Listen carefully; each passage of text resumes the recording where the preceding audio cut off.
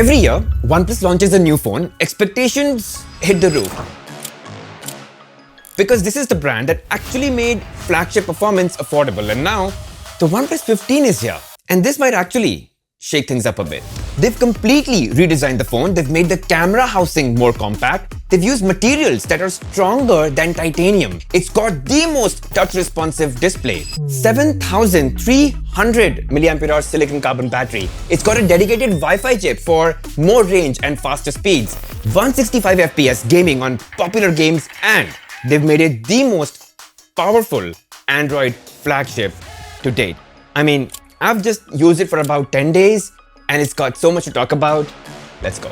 So the first thing that hits you is the new design. And it's very interesting. They've made it flat all around. It's got a much smaller camera bump. It's got symmetrical razor-thin bezels around the display. And all in all, it has this really, classy presence. Fun fact, the three variants are not only different in color, but they're also made differently and they feel different in your hand. So the black and the ultraviolet colors, they have a smooth satin finish. The ultraviolet also has this very thin gleam of shine around the border. But my personal favorite is this Sandstorm variant. See, the frame and the camera housing, they're made using a material that's stronger than both aluminum and titanium. Plus, it's got fiberglass at the back. Secondly, it's got this unique ceramic texture which is absolutely great to touch and feel, and it's interesting that it's also a cooler material. So every time you pick up the phone, it kind of surprises you a bit. Also, this does not attract any fingerprint, like none at all. And needless to say, it's got flagship dust and water resistance, and the display is protected using Gorilla Glass Victus too. Overall, I love the feel. I mean, it totally feels like a flagship in your hand. Now, I really want to talk about the display on this phone because OnePlus has done what no other brand ever has. It's kind of a high performance display. Let me explain. Firstly, it's got a 6.78-inch display. It's got a full screen brightness of 1800 nits. So an absolutely beautiful large display and very outdoor friendly. But that's not the crazy part. What's crazy is that it's got a 165 Hz refresh rate with a 1.5K resolution display. That's insanely smooth, it's super sharp, and honestly, the first in the world to be so. Plus, it's specifically tuned to react to your touch very quickly. So it's great for split-second reaction in games, or rapid typing, or very, very swift scrolling. See, usually you get touch response rates of 1440 Hz or 2400 Hz, but this one, it hits a whole other ceiling with 3200 Hz. And that's all thanks to a dedicated touch response chip that they've put in to make sure that you get precision taps without a miss. Now guys, it's true that they've had to drop the resolution from 2K on the OnePlus 13 to 1.5K on the OnePlus 15. But see, this OnePlus 15 already has a PPI of 450, which is super duper sharp, and anything above that, it's kind of a waste because human eyes can't really perceive the difference. But there's actually a more technical reason as to why they had to drop from 2K to 1.5K for the 165 Hz. I'll leave that in the pinned comment or in the description if you're interested. Also guys, no anti-reflective coating on the display yet. I think that would have just made this perfect, but there is an anti-reflective tempered glass that OnePlus will sell separately, and I think that works. And now, let's step into performance, and OnePlus has really worked hard on that. So it's the first phone in India to launch with Snapdragon 8 Elite Gen5, also the first phone to have the fastest RAM, LPDDR5X Ultra Plus, and of course, the fastest internal storage that you can get. So if you see, it is spec'd up in a way that it simply beats all phones right now. And I think it might even be safe to say that it's going to stay to be amongst the most powerful Android flagships in 2025-26. But there are a few things that go beyond just raw power that OnePlus has worked on and things that matter in everyday life, including gaming. First, they've managed to achieve 165 FPS for certain games using native interpolation. No one does that right now. I mean, gamers would know how important that is. And guys, OnePlus has been able to do that by calibrating the 8 Elite Gen5 closely with Snapdragon and tuned it for higher gaming performance. Second, even for games like BGMI, you can expect 120 FPS natively. Third, and this is really interesting, this phone can get up to 50% more Wi-Fi than other phones in your house because there's a dedicated Wi-Fi chip in this. And this really just means more range, faster Wi-Fi, and obviously a more stable and reliable multiplayer gaming. Fourth, and I think this is very important, is that for that sustained high performance, you need really good cooling, and they've kind of taken a front to back approach. So of course they've got a 3D vapor chamber, but interestingly, they've placed a white graphite back for additional cooling. And then they've placed an aerospace gel just under the display, so that, you know, when your phone gets hot, you kind of feel it on the display, right? That is going to prevent that from happening. Oh, and another thing for gamers, they've really worked on the gyro sensor to make it super precise. I mean, just slight wrist movements lead to a very slight but very smooth movement and precision aiming. And guys, since we're talking about performance, let's just touch upon the battery. So guys, we're officially in the era of 7000 plus mAh battery capacities, and this one has a 7300 milliampere hour silicon carbon battery. Crazy.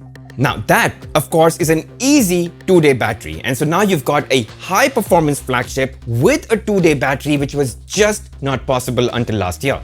But guys, beat this. That massive battery capacity charges to 100% in just under 40 minutes. That's insane. And it's all thanks to the including 120-watt charger that you get, which, by the way, still uses a USB Type-A port. The phone also supports wireless charging up to 50 watts if you use that AIRVOOC charger. Now, finally guys, let's talk about the cameras, okay? First, specs. You get a triple 50 megapixel camera setup, including a 3.5x telephoto lens and a brighter 32 megapixel front-facing camera. Now guys, two things have happened with their cameras, okay? First, their collaboration with Hasselblad is no more, and they've worked on their own Detail Max engine instead. And second, their sensor sizes are now smaller compared to the OnePlus 13. So, can it still take good photos, right? Well, let's see some samples. So here are some shots taken from the primary camera, and they look pretty good, very well captured, good balance of colors and highlights. I mean, you tell me, what would you like to improve in this picture? Even the sky is exposed just about right. Blue is just right. Even on a cloudy day, it could nicely capture the light gradient in the sky. Greens too, I mean, just look at that. No over sharpening that, you know, typically happens with greens, and even like all the other colors, very on point.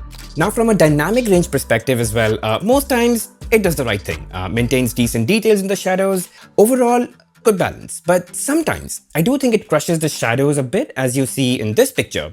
Or even in this one, if you notice how the blue stall is a little underexposed inside. But then, you know, I also thought at this price, it might be a great idea to see how it compares with the new iPhone 17 cameras. And so yeah, even when compared to the iPhone, just check this out. Compare the vibrancy of the reds, the details in the trees, or even in the plants here.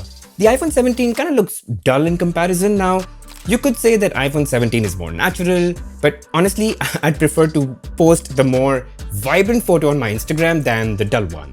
Now, not that we use the ultra wide a lot, but if you do, here are some samples. So I really like them. I mean, given the right weather and the right light, I think it can take some amazing looking shots. By the way, the ultra wide can also function as a macro and takes decent macro close-ups. Okay, next, I wanted to see how it takes portraits. So first of all, you'll get the best portraits by switching to the 3.5x telephoto lens for portraits, and just look at this shot. Great colors, picked up the skin tone real nice, and the edge detection so accurate, right? Here's another one. Zoom in and you'll see how accurate the edge detection is. Even the hair strands separated very well. And even if I was clicking some, pictures of people moving or walking along, 90% of the times it captured a sharp image. Check out this one, focused sharply on two people at the same time walking.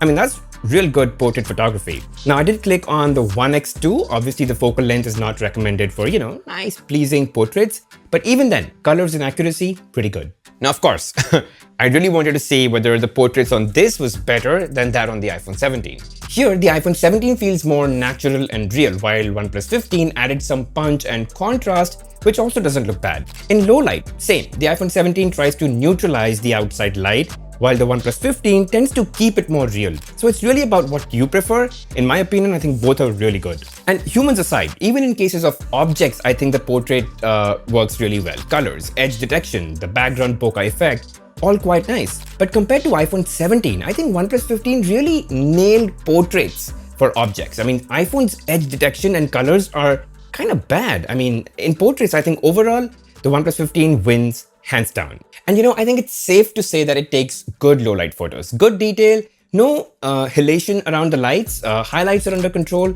and just even the colors, nicely captured, and the noise in the sky, well, let's just say, thanks to AI, it's all clean and noise-free. Even portrait in low light turned out to be very pleasing, and I was quite surprised how well this was captured. Now, let's talk about the zoom. So it's got a 3.5x native telephoto lens, and it can take a 7x zoomed in crop photo. Now, the OnePlus 15 can go from 1x to 2x crop zoom, then to 3.5x native, and then 7x crop zoom. So it's definitely got more zoom range than iPhone 17, which only goes up to 2x. Now, let's talk about selfies. So I took these portrait selfies, and I don't know what to even explain here, guys. I mean, you can see how good these look, right? Of course, the lighting was right too, and the clear weather helps, but these came out really good. Sometimes you might find them a bit saturated, but hey, it looks social media ready. Even in low light, I think it managed the skin tones and the noise quite well. I also took a quick shot with the iPhone 17, and really guys, I'm not sure, but something seems really off with the iPhone 17 because the OnePlus 15 looks really good. And finally, videos. So OnePlus 15 can shoot up to 4K in 120 FPS in Dolby Vision across all cameras at the back, and the footage looks fantastic on the phone's display. But here are some samples shot in HDR in 4K, and they seem quite nice. Good colors, the greens are under control, the skies look really nice, and overall the footage is quite pleasing. Now just look at this, so many colors and people walking around. I think it did a pretty good job at maintaining the overall balance and even the focus. And this, by the way, is at 3.5x zoom, which is also quite nice. 4K 120 FPS is great to capture, dreamy slow motion footage like this, though you need to move the footage to an, app or a software to be able to slow it down and work more flexibly with it. In low light, the footage is quite clean, noise-free, but I do think that the halation around the lights could have been improved. Compared to the iPhone 17 though, I believe iPhone 17 still does a better job overall with the video, both in terms of dynamic range and color accuracy. I think the iPhone 17 does stand out. Although the OnePlus 15 implements real tone mapping, that does give it an edge over iPhone 17 to keep the colors and the white balance more stable. Oh, and I also took a selfie video while I was just hanging around. Check that out. Alright, so guys, this is a front-facing 4K video sample using the OnePlus 15. I'm shooting at 4K 30 FPS, and although I can go up to 60 FPS. I'm in the middle of the road, so I do have, there you go, like a bus going around. There's actually a fountain over there. I'm not lying. See that? Pretty cute. And this is actually a portrait video, so this can shoot regular videos and portrait. I'm walking around, so hopefully it's really stable. And what do you think about the voice? Like, is there too much noise? I mean, of course, I'll see this later, but you can see it right now. Let me know in the comments. All in all, guys, I think it's a decent camera. I've tried to show you segments where it's done well, some where I think it needs improvement, and hopefully that's helped you make some opinion on the cameras. And lastly, guys, let's touch upon the software real quick. So obviously, guys, it's got the newest OxygenOS 16, and that has brought some really nice changes to the UI. So you get some really beautiful flux themes now that look stunning on the lock screen. They've also introduced depth wallpapers that, again, look really nice. Even wallpapers that can create a caption for a given image using AI. There's full screen always on display too, so you can have your wallpaper show up on the lock screen. A new control center, which is more customizable than it was before, and you can just swipe left if you want to see all notifications. You've got beautiful, absolutely fluid animations throughout the system navigation.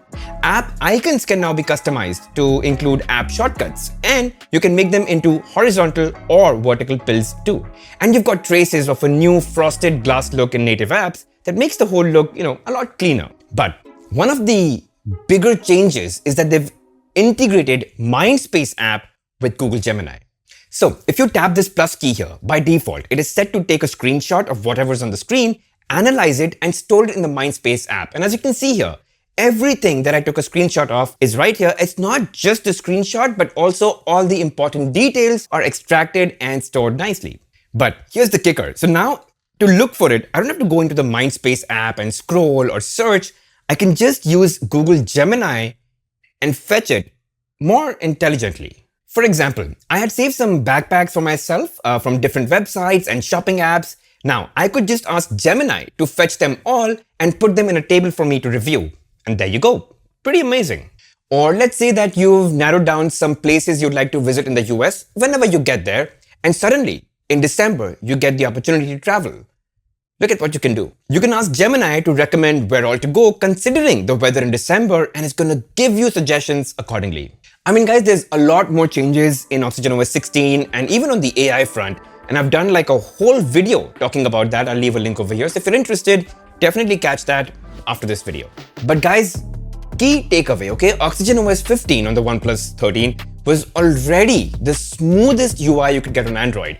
And OxygenOS 16 somehow has managed to do even better than that. It's snappier and it's unbelievably good.